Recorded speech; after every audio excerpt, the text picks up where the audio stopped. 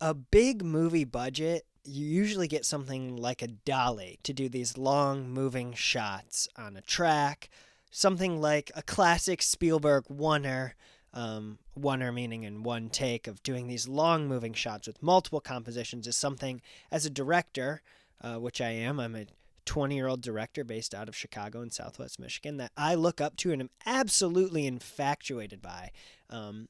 And so captivated by just the amount of awesome directing, for lack of a better term, that Spielberg can do with these multiple composition oneers.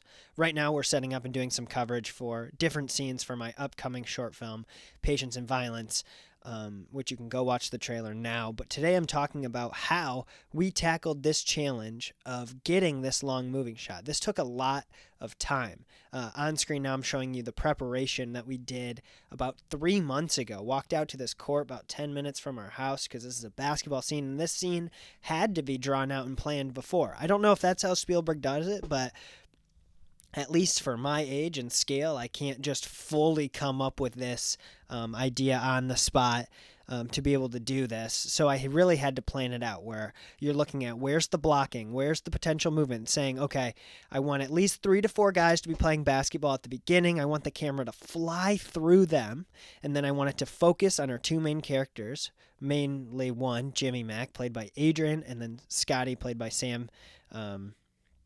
And Jimmy Mack is in the Lakers shorts. That's Adrian.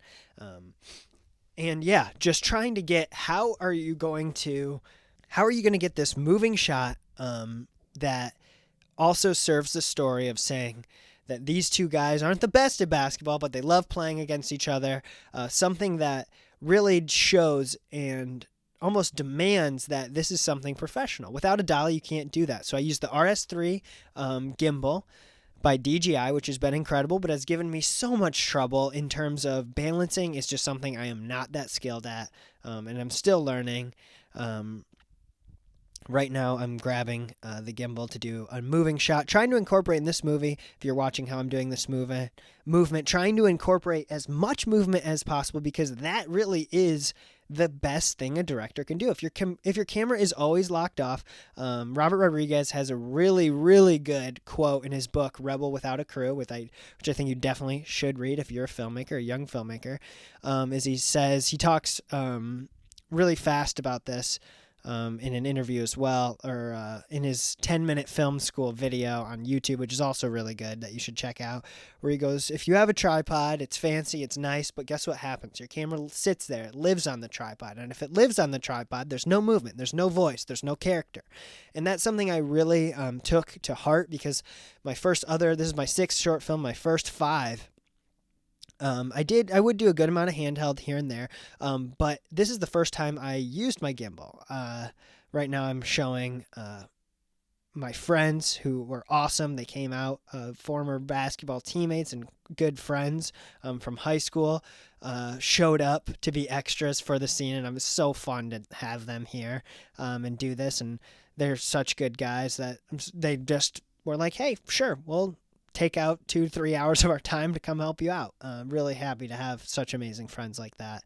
But working out, okay, so we're going to have you block in front of the camera. Now, one of our friends did call out last minute, so instead of doing 2-on-2, we did a game of 21, which is basically 1v2 the whole time, of saying, how can we make this look real? How can we make this feel like a real game?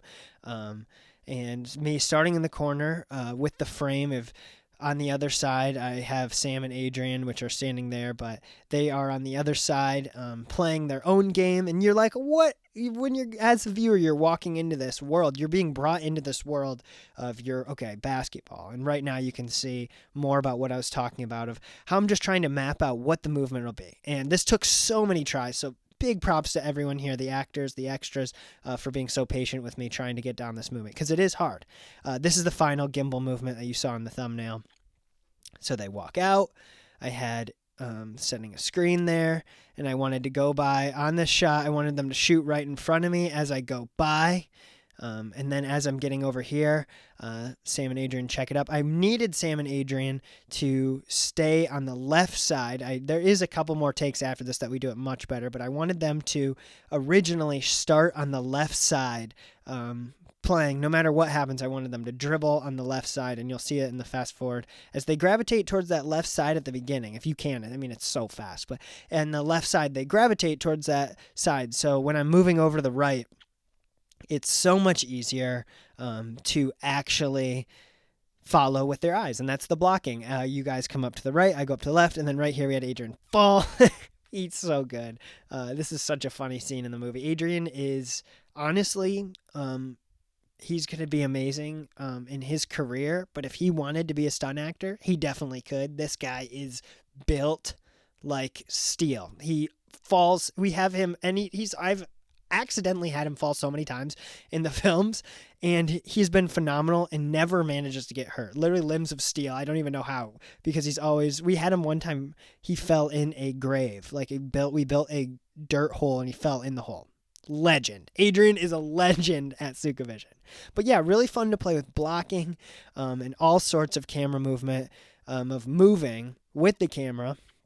And I challenge you, if you're a director, to think, how can I move the camera to have multiple compositions? Start with the wide close-ups, and I think you'll be really impressed when the movie does come out, which is June 26th, which will be very soon when this vlog drops, to go check out what that first scene is and let me know what you think of that moving shot. Thank you guys for watching. Have a great day.